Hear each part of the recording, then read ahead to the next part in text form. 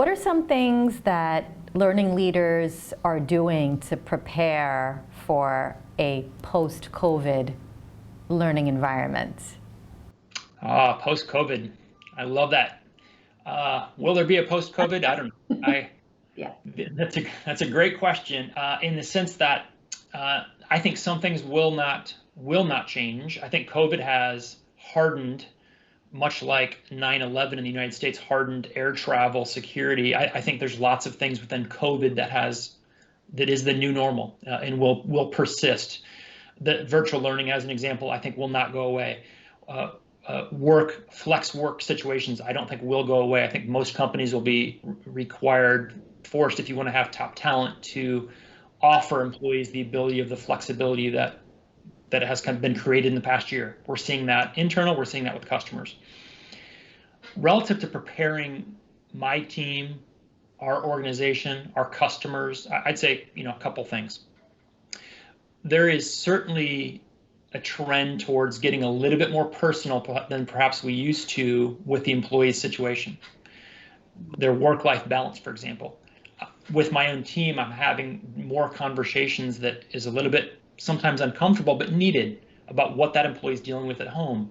I think COVID has certainly taught us that. I think we're going to have to get better at that, explaining and working with our leadership teams on the full picture of our life versus just the microcosm of my job, and exposing those things a little bit more so that I can get the most out of that employee and I can get the best talent on my team. And so preparing employees to be a little bit more transparent with the full scope of what they're dealing with.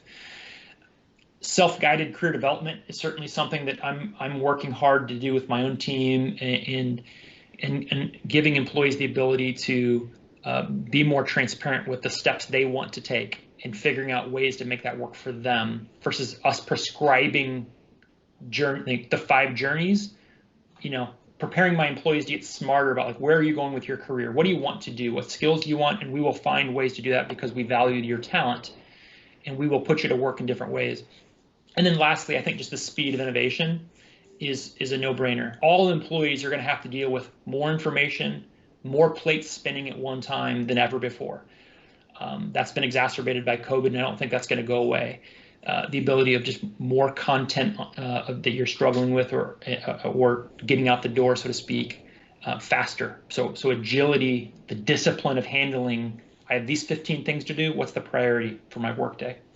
It's a lot to navigate, even for employees, right? It puts a lot of onus on employees to map out their own journeys. And sometimes I think what's hard is to really sort of think through that, right? For employees to really think through, what do I want? Where do I want my career to go? And versus what it used to be like, here's your path, and these are the steps that you need to do to get to, this level within the organization. Now it's organizations are becoming more open to even having a discussion around putting it on the employees to really help develop them. Yeah, that's right. Yeah, we recognize that the talent sometimes is more important than the title or the role. And so allowing employees and skilling them and skilling to their desired proficiencies and personality and career path is something I'm seeing a lot more of with my customers. And I might call you this title, but really you're doing these 14 functions, and I need to skill you according to those things that play to your strengths.